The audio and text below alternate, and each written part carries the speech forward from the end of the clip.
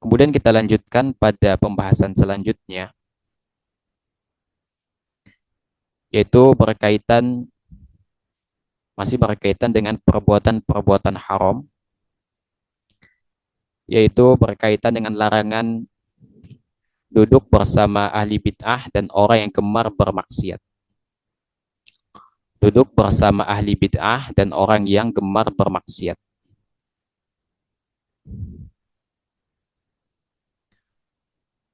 Hadirin sekalian, dua orang ini, apakah ahli bid'ah atau orang yang gemar bermaksiat, itu adalah dua orang yang berbahaya bagi agama seorang muslim lainnya. Kenapa demikian? Karena keduanya memiliki potensi untuk mencampurkan antara hak dan yang batil, atau mencampurkan antara kekufuran dan keimanan. Anda bacakan sedikit. Orang-orang ini sangat berbahaya bagi agama seorang muslim, sebab mereka mencampur adukan antara yang hak dan yang batil, serta antara kekufuran dan keimanan. Terlebih terlebih lagi bid'ah dan syubhat yang mereka sebarkan terkadang bisa tertanam kuat di dalam akal seorang muslim tanpa terasa. Para ulama dan imam rahimahullah telah menerangkan dengan jelas dan tegas tentang larangan duduk-duduk dengan orang munafik, ahli bid'ah, dan pengikut hawa nafsu.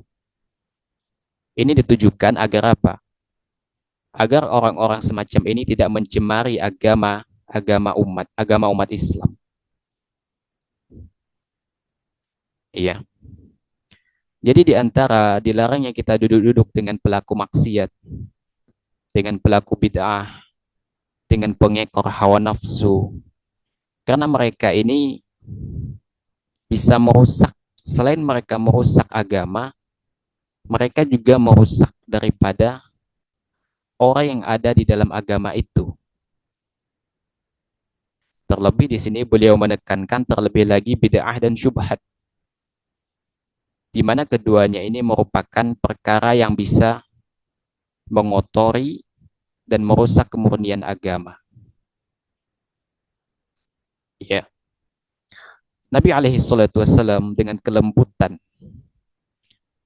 dan sifat welas asih beliau terhadap umatnya, ini pernah mengucapkan suatu perkataan yang luar biasa sekali. Dan ini mesti kita perhatikan.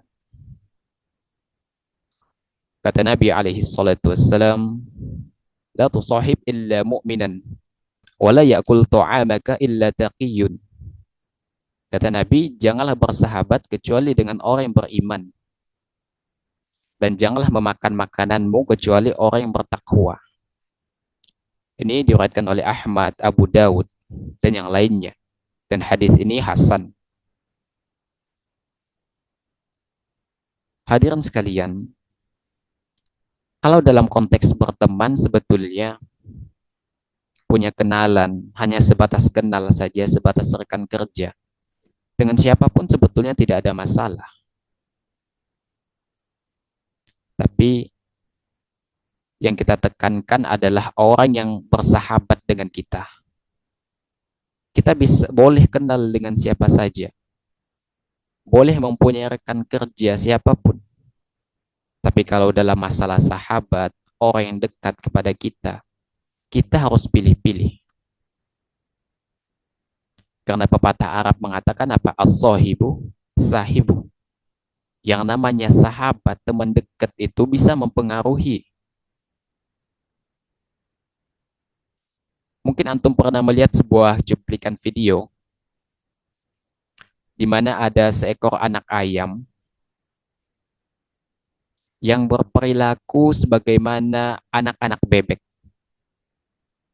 Dia ikut berenang sebagaimana anak bebek. Padahal ayam itu tidak memiliki selaput sebagaimana bebek di kakinya begitu. untuk berenang. Tapi karena ayam itu sudah bergaul dengan anak-anak bebek, lambat laun dia akan terpengaruh dan terbawa suasana. Sehingga sugesti itu, perasaan itulah kemudian yang mempengaruhi ayam. Memiliki perasaan yang sama sebagaimana bebek itu. Akhirnya apa? Dia berenang juga. Sebagaimana seekor bebek. Makanya kalau kita dalam masalah bersahabat, teman deket banget, itu pilih-pilih. Nggak boleh sembarangan. Karena mereka juga bisa mewarnai kita. Termasuk mewarnai agama kita. Baik, Anda lanjutkan. Banyak pula pendapat tentang larangan bermajelis dengan ahli bid'ah dan pengikut hawa nafsu yang diriwayatkan dari para ulama salaf. Namun di sini perlu kita jelaskan ya,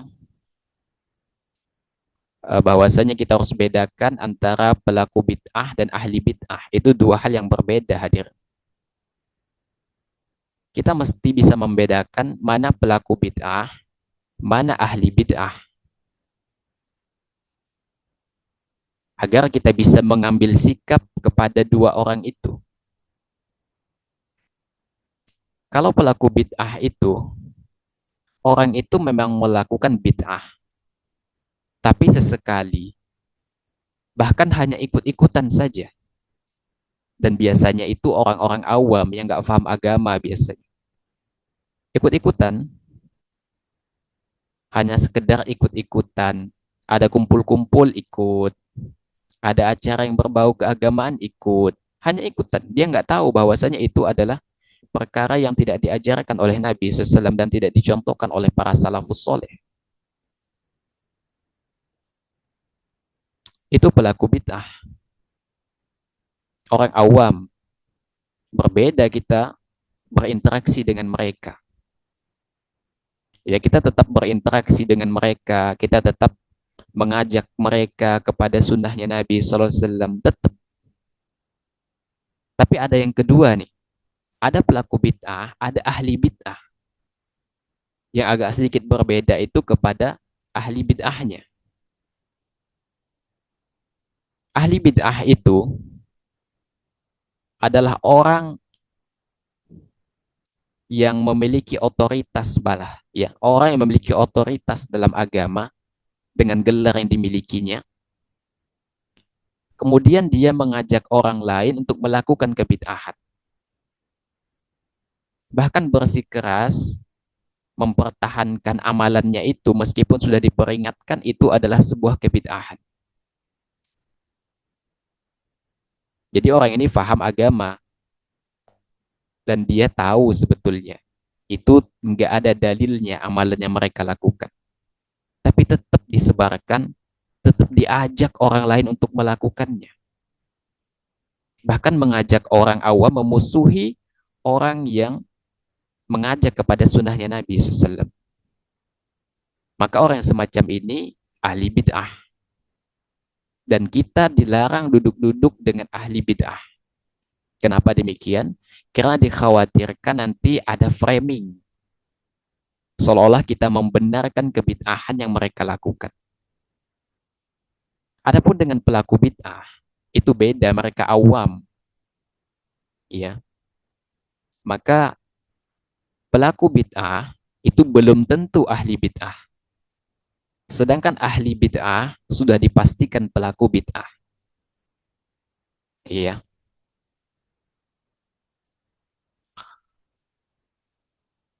Di sini dinukilkan oleh Syekh Tahlawi berkaitan dengan nasihat yang disampaikan oleh para salaf berkaitan dengan larangan kita duduk-duduk dengan ahli bid'ah, ya, ahli bid'ah ya. Pertama dari Fudail bin Iyad. Beliau mengatakan bahwa ikutilah jalan-jalan petunjuk Nabi dan janganlah sedikitnya orang yang menempuhnya membuatmu surut. Jauhilah jalan kesesatan dan jangan terpedaya oleh banyaknya orang yang binasa.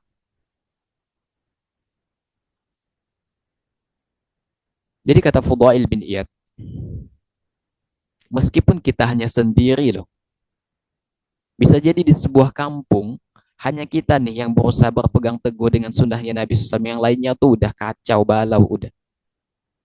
Antara kesyirikan dengan kebid'ahan, dengan khurafat, campur aduk semua.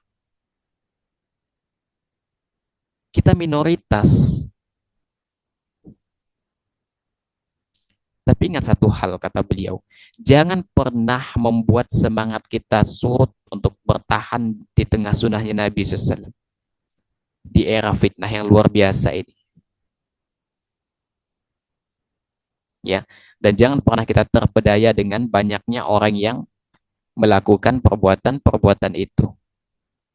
Karena jumlah yang banyak itu belum tentu menunjukkan bahwasanya itu adalah sebuah kebenaran. Kalau parameter kebenaran itu dilihat dari jumlah banyaknya, maka anak kira di dunia ini Nasrani yang benar. Kenapa?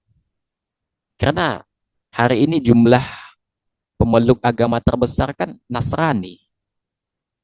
Tadi kan parameternya, teorinya bilang kan kebenaran itu patokannya jumlah kan. Semakin banyak pengikutnya semakin benar.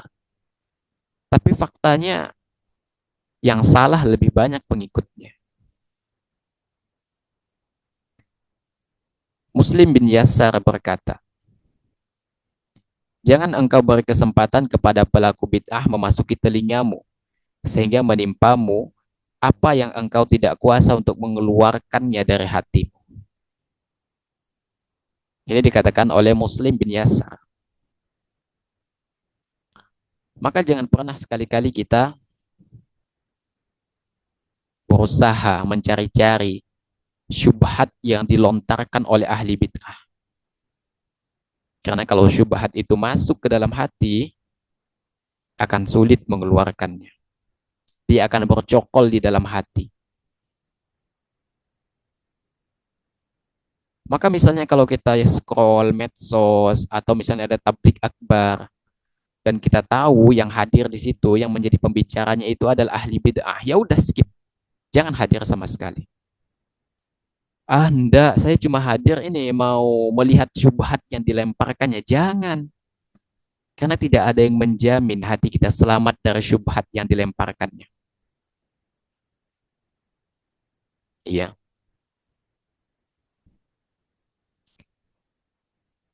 Maka kalau ada ahli bid'ah yang berbicara, udah tutup aja telinga kita. Kemudian Al-Mufaddal, beliau mengatakan, jika engkau duduk dengan ahli bid'ah, lalu ia mengajakmu bicara dengan bid'ahnya, maka engkau bisa mengingatkannya dan lari darinya. Akan tetapi jika awalnya ia mengajakmu bicara tentang perkara sunnah, kemudian memasukkan bid'ahnya kepadamu, yang bisa jadi tertanam di hatimu, lantas kapan bid'ah itu akan keluar dari hatimu? Maka ini perhatian bagi kita. Para ulama terdahulu telah memberikan nasihat yang berharga kepada kita agar kita berhati-hati dengan ahli bid'ah.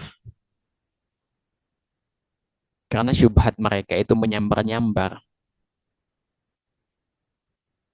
Kalau kita tidak waspada, kita akan terbawa arus oleh mereka.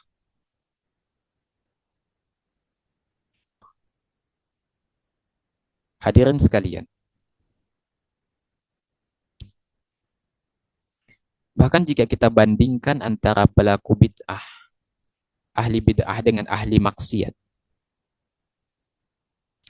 maka sebetulnya perbandingannya jauh ya. Kalau ahli bid'ah itu, dia menganggap amalan yang ia lakukan itu bagian dari agama. Dan mustahil dia akan bertobat dari kebid'ahannya. Mustahil. Sedangkan pelaku maksiat, dia sadar yang dilakukannya itu maksiat dan masih ada peluang bertobat.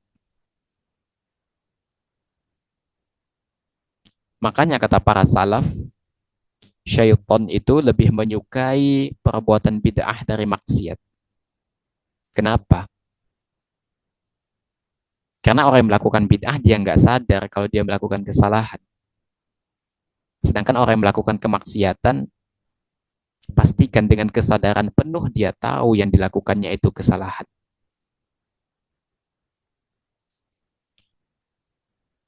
Hadirin sekalian, apa itu bid'ah? Apa itu bid'ah? Jadi istilah bid'ah ini secara bahasa diambil dari kata bid'ah. Diambil dari kata bid'ah, yaitu mengadakan atau menciptakan sesuatu tanpa ada contoh sebelumnya. Sebagaimana firman Allah Subhanahu wa taala, "Badi'us samawati wal ardh." Allah pencipta langit dan bumi. Artinya apa? Allah menciptakan langit dan bumi tanpa ada contoh sebelumnya. Tanpa ada contoh sebelumnya. Jadi itu adalah bid'ah secara bahasa. Adapun secara istilah, kita ringkas saja bahwa bid'ah ini adalah suatu yang baru di dalam urusan agama. Setelah Islam itu sempurna.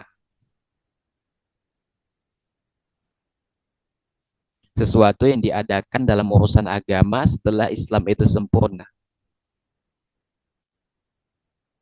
Jadi konyol misalnya. Kalau ada yang mengatakan speaker bid'ah, pesawat bid'ah, TV bid'ah, kita katakan itu konyol. Kalau secara bahasa iya itu bid'ah. Tapi dari sisi syariat itu tidak bid'ah. Karena bid'ah dihukumi perbuatan bid'ah apabila dia dalam urusan agama, bukan dalam urusan dunia. Iya. Hadirin sekalian, makanya ketika kita ingin bersahabat, pilih-pilih. Tidak boleh sembarangan. Ada sebuah nasihat yang luar biasa dari Ibnu Qudamah Al-Maqdisi rahimahullah. Beliau mengatakan, secara umum, apabila kita ingin bersahabat dengan orang, maka paling tidak memiliki 5 sifat. Yang pertama, orangnya berakal. Harus yang berakal. Yang kedua, memiliki akhlak yang baik. Bagaimana akhlaknya, bagaimana etikanya, bagaimana dia dengan tetangganya. Bukan orang yang fasik, bukan juga ahli bid'ah, dan bukan orang yang rakus dengan dunia. Itu adalah 5 sifat yang paling tidak harus dimiliki oleh orang yang jika ingin kita bersahabat dengannya. Kita lihat, pastikan dia berakal, memiliki akhlak yang baik, bukan orang fasik, bukan ahli bid'ah, dan bukan orang yang rakus dengan dunia. Ya, tapi di zaman ini sangat disayangkan ketika misalnya ada tablik akbar, ya, atau bahkan yang dicontohkan oleh sebagian orang, ya, yang kenal, yang mulai kenal dengan sunnah, tiba-tiba hadir juga di majelisnya para ahli bid'ah, di mana pembicaranya itu seorang ahli bid'ah tentunya. Iya, maka ini sangat disayangkan sekali. Karena dikhawatirkan dia akan termakan syubhat. Kalau sudah termakan syubhat, maka sulit untuk dikeluarkan. Iya.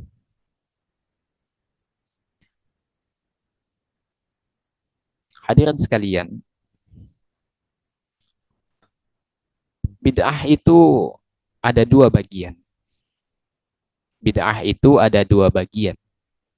Ada bid'ah dalam masalah adat istiadat dan ada bid'ah dalam urusan agama. Bid'ah dalam adat istiadat contohnya apa? Contohnya seperti penemuan-penemuan baru, ya, dalam masalah yang bersifat duniawi. Maka yang ini hukum asalnya diperbolehkan. Seperti penemuan pesawat, penemuan televisi, ilmu pengetahuan teknologi,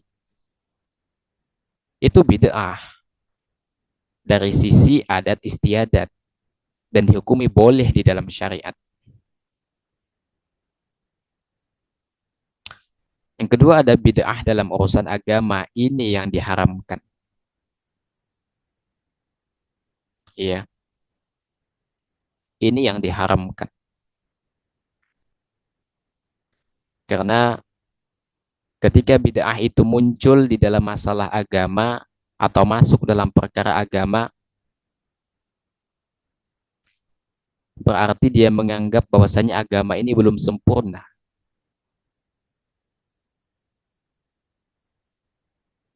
Makanya ahli bid'ah itu mereka itu sifatnya merusak.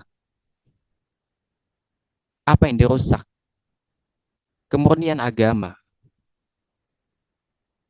Yang mereka rusak itu adalah kemurnian agama. Walhamdulillahi Rabbil Alamin. Di zaman ini Allah Subhanahu wa taala tetap yang mengokohkan orang yang berusaha menegakkan sunnah Nabi SAW di tengah banyaknya sekali kebid'ahan yang menyebar di tengah-tengah kita. Ini juga sebagaimana janji Allah Subhanahu wa taala kepada kita. Inna nahnu nazzalna dzikra wa inna lahu lahafizun. Allah yang menurunkan Al-Qur'an adzikr. Allah yang menurunkan syariat dan Allah juga yang akan menjaganya. Bagaimana di antara bentuk penjagaan Allah terhadap syariat? Yaitu Allah hadirkan di tengah-tengah kita para pejuang yang berusaha menegakkan sunnahnya Nabi SAW, yang berusaha memperingatkan umat dari bahaya syirik, bid'ah, dan khurafat. Mesti ada. Karena jika tidak, ya padam nanti cahaya Allah Subhanahu wa taala. Padam cahaya kebenaran. Dan poin yang penting kita catat bahwasanya semua bentuk kebid'ahan di dalam urusan agama, catat ini ya. Semua bentuk kebid'ahan dalam urusan agama itu diharamkan dan sesat. Sebagaimana sabda Nabi Shallallahu Alaihi Wasallam, ya, kata Nabi, wa muhdatsatil umuri fa inna kulla muhdatsatin bid'ah wa kulla bid'atin dhalalah. Kata Nabi, jangan kamu mengada-adakan urusan yang baru dalam agama. Karena setiap yang baru dalam urusan agama itu bid'ah dan setiap bid'ah itu sesat. Dalam hadis lain, Nabi SAW mengatakan, "Man amila amalan laisa alaihi amruna fahuwa raddun." Barang siapa yang mengada-adakan hal baru yang bukan dari kami, maka itu tertolak. Barang siapa yang mengadakan amalan baru yang tidak pernah kami contohkan, maka tertolak, kata Nabi SAW, raddun. Tertolak. Jadi percuma orang yang melakukan kebid'ahan itu kan keluar biaya kadang, keluar tenaga, meluangkan waktu, habis sudah, tidak masuk hitungan, tidak ada pahalanya di sisi Allah Subhanahu wa taala. Kemudian dalam riwayat lain, man ahdatsa fi amrina hadza ma laysa minhu fahuwa raddun. Barang siapa yang beramal dengan suatu amalan yang enggak ada dasarnya dari kami, maka amalannya tertolak. Amalannya tertolak. Maka ada orang di zaman ini yang apa istilahnya ya? Anti dengan istilah bid'ah ini. Bahkan kadangkala ada masjid yang sampai membuat aturan jangan sampai istilah ini masuk ke dalam masjid. Padahal istilah bid'ah ini adalah istilah yang ada di dalam syariat kita dan dikenal dalam syariat kita. Karena istilah ini Nabi SAW yang menyebutkan dalam hadis-hadis beliau. Beliau sendiri yang memperingatkan kita dari bahaya bid'ah. Makanya orang yang takut dengan istilah bid'ah itu berarti ada sesuatu berarti. Berarti ada sesuatu kan? Bisa jadi ada kepentingan mereka di situ yang terancam. Iya. Jadi istilah itu adalah istilah yang syar'i, bukan istilah yang dibuat-buat. Kalau Nabi nggak sampaikan ya nggak kita bahas. Toh dalil tentang bid'ah itu banyak. Sikap para salaf juga dalam menghadapi bid'ah itu ada juga banyak sekali.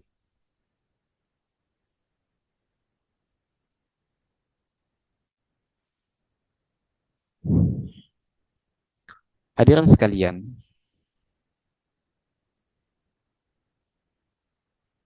kemudian di zaman ini juga ada yang mengatakan, ada yang membagi ya. Bid'ah itu ada yang hasanah, ada yang sayyi'ah kata mereka. Ada yang baik, ada yang buruk. Maka pembagian bid'ah ini ada yang hasanah, ada yang sayyi'ah. Ini pembagian yang batil. Karena pembagian ini sudah dibantah langsung oleh Nabi SAW bahwa kullu bid'atin dolalah. Setiap bid'ah itu sesat. Tidak ada bid'ah hasanah, tidak ada.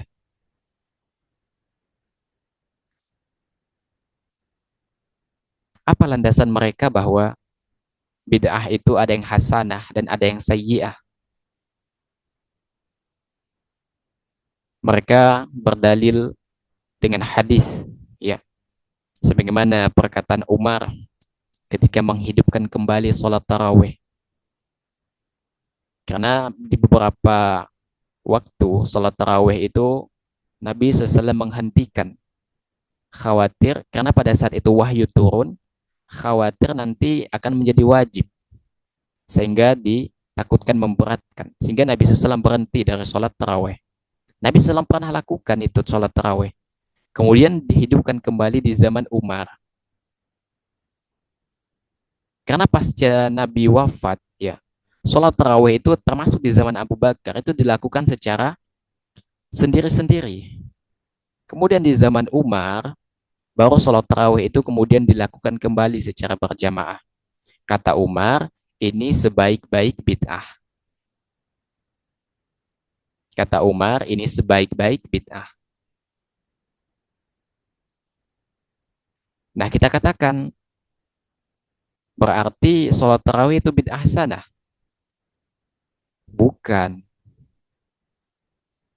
Yang dimaksud oleh Umar di situ adalah secara bahasa, bukan secara syariat. Karena faktanya Nabi SAW pernah sholat tarawih. Nabi SAW pernah sholat tarawih. Jadi kalau ada bilang misalnya peringatan Isra Mi'raj, peringatan Maulid, itu bid'ah hasanah, dengan dasar dalil ini, pernah nggak Nabi lakukan? Ada gak hadisnya contohnya dari para salafus soleh, dari para sahabat, tabi'in, tabi'in, ada nggak? Nggak ada.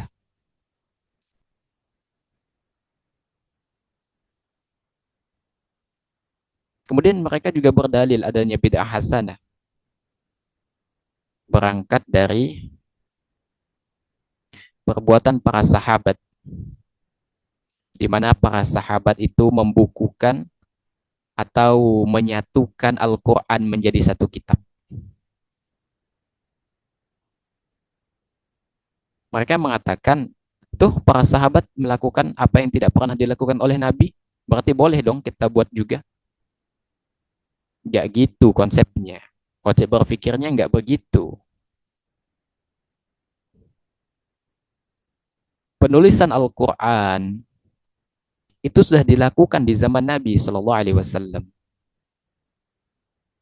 Bahkan Nabi SAW punya penulis wahyu. Hanya saja, meskipun dituliskan, Al-Quran itu masih terpisah-pisah. Para sahabat bahkan punya catatan sendiri masing-masing. Kemudian disatukan kemudian, karena di situ ada maslahat. Jadi Al-Quran itu dari zaman Nabi itu udah dituliskan tuh. Udah ditulis. Hanya saja tidak dibukukan menjadi satu kitab. Sehingga bagi orang yang mengatakan, ini loh di antara dalil adanya bid'ah hasanah, ini terbantahkan lah. Dari zaman Nabi kok penulisan Al-Quran itu udah ada. Iya.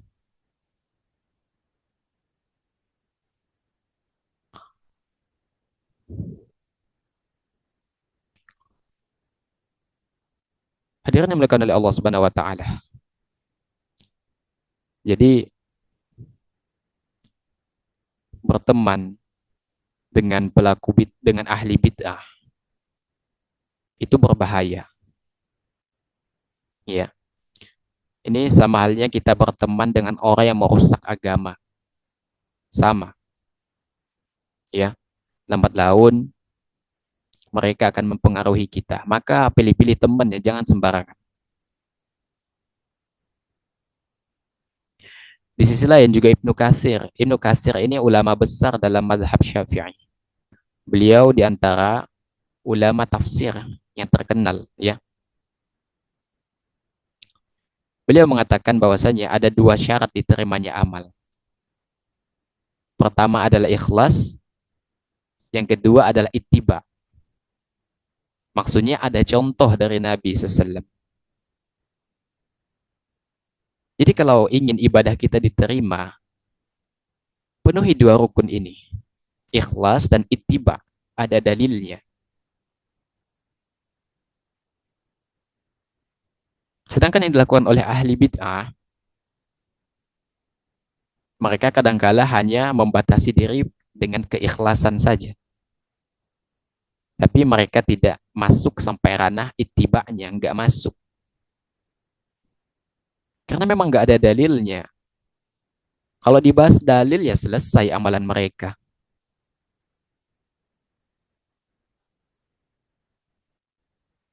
Taib, jamaah sekalian. Kemudian ya, teman yang soleh, kita menjadi teman yang soleh. Ini berangkat dari hadis Nabi alaihi salatu wassalam. Kalau kita berteman dengan orang yang benar, dengan orang yang soleh, maka kata Nabi alaihi salatu wassalam itu dibaratkan seperti kita berteman dengan penjual minyak wangi. Ya, minimal kita dapat baunya. Kita nggak bisa beli, tapi minimal kita bisa ciumlah bau wangi itu. Berbeda halnya kalau kita berteman dengan ahli maksiat. Kata Nabi itu seperti kita berteman dengan pandai besi. Ya, kita dapat baunya, baju kita sobek-sobek kena percikan apinya. Jadi itu ya, berteman dengan pelaku maksiat itu merugikan. Sebaliknya kalau kita berteman dengan orang yang soleh, maka kita akan terpengaruh dengan kesolehannya. Minimal kita akan mengetahui bagaimana sih sisi-sisi kehidupan orang yang soleh itu. Sehingga kita bisa melihat dan mengikuti langkah-langkah mereka. Kata Nabi alaihi salatu wassalam, sebagaimana dari hadis ini dari Abu Hurairah, Al-mar'u ala dini khalilihi, falyanzur ahadukum man yukhalil. Kata Nabi, seseorang akan mencocoki kebiasaan sahabatnya, teman dekatnya. Oleh karenanya perhatikan siapa yang menjadi teman karib kalian. Ini diriwayatkan oleh Abu Daud, At-Tirmidzi dan yang lainnya. Dan hadis ini adalah hadis sahih.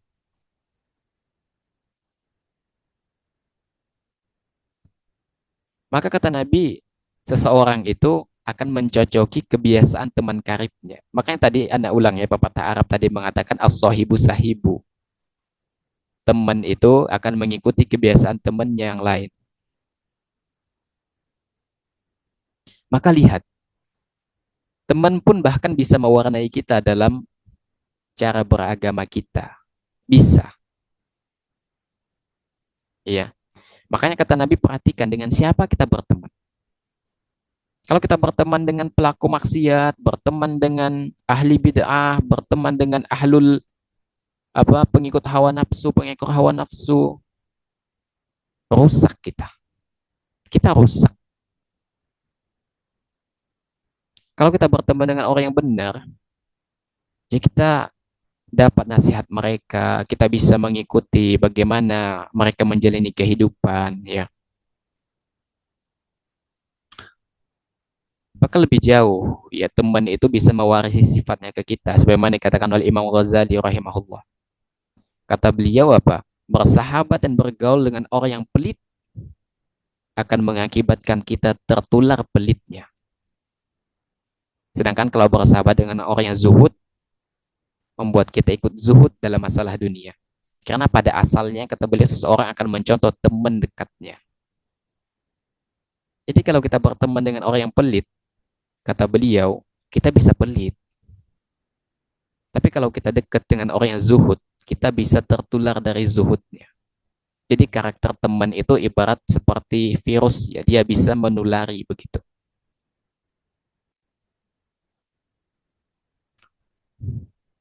Dan di antara penyesalan orang nanti pada hari kiamat itu karena keliru dalam memilih teman. Dia memilih teman itu sembarangan. Sadar atau tidak sadar, temannya itu ternyata menjurumuskan dia ke nerakanya Allah Azza wa Jalla. Ini informasi ini telah disampaikan oleh Allah Subhanahu wa taala. Bagaimana penyesalan mereka nanti pada hari kiamat. Allah Subhanahu wa taala berfirman, "Wa yawma ya'addu adh-dhalimu 'ala yadayhi yaqulu ya laitani takhadhtu ma'ar rasuli sabila. Ya wailata laitani lam attakhidh fulanan khalila. Laqad adallani 'anil dzikri ba'da idh ja'ani wa kana asyaitanu lil-insani khadula." Dan ingatlah ketika orang zalim menggigit kedua tangannya seraya mengatakan, "Aduhai, kiranya aku dulu mengambil jalan bersama Rasul. Kecelakaan besar bagiku. Kiranya dulu aku tidak mengambil fulan sebagai teman dekatku. Sesungguhnya teman itu, dia itu telah menyesatkan aku dari Al-Quran. Sesudah Al-Quran itu datang kepadaku. Dan setan itu tidak mau menolong manusia." Ini Al-Furqan ayat 27 sampai 29. Maka dalam memilih teman pun penting ya, nggak sembarangan. Karena kalau kita salah dalam memilih teman, kita celaka. Kita akan celaka di dunia ataupun di akhirat. Betapa banyak orang yang mengkonsumsi narkoba itu karena temannya. Betapa banyak orang yang minum minuman keras, bertato, berjudi, itu karena temannya yang ngajaknya tuh. Mengatakan kata-kata buruk, ya toksik istilahnya sekarang ya toksik. Itu kan pengaruh dari teman. Makanya hati-hati. Kalau bisa, kita yang mempengaruhi teman dengan kebaikan, bukan teman yang mempengaruhi kita dengan keburukan. Gitu loh, ya. Maka ini adalah penyesalan bagi orang yang salah dalam memilih teman nanti di akhirat. Mereka menyesal, ya kenapa aku memilih si Fulan sebagai teman dekatku. Tapi penyesalan itu ada nggak gunanya? Nggak ada. Nyesel di akhirat pun itu tidak akan merubah takdir Allah Subhanahu wa taala. Telah berlaku pembalasan. Nggak bisa kita memperbaikinya lagi. Berarti kita hanya menunggu apa? Konsekuensinya. Menunggu resikonya. Karena kita salah dalam memilih teman di dalam bergaul, di dalam beragama. Makanya hadirin, Ketika kita melihat ya teman kita itu mulai jatuh dalam kemaksiatan, melakukan kemaksiatan, maka kita lakukan amar ma'ruf nahi mungkar. Kata Nabi alaihi salatu wasallam, "Man ra'a minkum munkaron falyughayyirhu biyadihi, fa illam yastati' fa bilisanihi, fa illam yastati' fa biqalbihi, wa dzalika adhaful iman." Kalau kita melihat orang bermaksiat, cegah pakai tangan. Kalau nggak mampu pakai mulut, pakai lisan nasihat. Kalau nggak mampu juga pakai hati. Dan itu selemah-lemahnya iman kata Nabi. Maka hadirin, penting kita untuk melihat penting kita untuk melihat dengan siapa kita berteman, dengan siapa teman duduk kita, dengan siapa kita bergaul, apakah mereka ahli maksiat, apakah mereka ahli sunnah, apakah mereka ahli bid'ah, apakah mereka ahli tauhid, apakah mereka ahli syirik. Penting bagi kita untuk memilah dan memilih teman sebelum kecelakaan itu berlaku bagi kita. Ya, semoga Allah memberikan taufik pada kita semuanya sehingga kita bisa memilih dan memilah teman mana yang baik, mana yang buruk. Ya, adapun berkaitan dengan ahli bid'ah itu, kita tentu tidak bisa berteman dengan mereka. Kalau kita datang dengan mereka pun tujuan kita bukan berteman, tapi datang untuk menasihati. Datang untuk menasihati, datang berdialog, diskusi.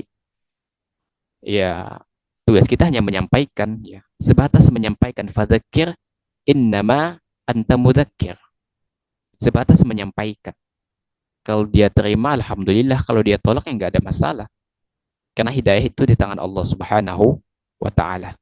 Adapun kalau kita duduk-duduk, ya, jadi teman karib kita lah, nggak boleh, nggak boleh, ya. Nanti akan termakan dengan syubhat, akan termakan dengan syubhat mereka. Adapun berkaitan dengan masalah hajar bagi ahli bid'ah, ya, bukan hajar mukulin orang, bukan hajar gebukin orang, bukan. Hajar maksudnya boykot, ya, memboykot ahli bid'ah misalnya. Maka para sebagian ulama menyarankan untuk mempertimbangkan hal ini. Karena memang ada sebagian ahli bid'ah ketika dihajar atau diboykot itu ada yang keras kepala. Jadi masalah boykot untuk ahli bid'ah itu perlu dipertimbangkan lagi, ya, maslahatnya, ya, apakah akan timbul maslahat atau justru akan semakin besar mudaratnya, ya. Dan yang lebih utama adalah dengan pendekatan nasihat lah, ya, pendekatan nasihat datang gitu, ya, nasihati, saling menasihati di dalam kebaikan. Yang benar datangnya dari Allah Subhanahu wa Ta'ala, yang keliru datangnya dari anak pribadi. Allah dan Rasulnya tentu terlepas dari kekeliruan itu.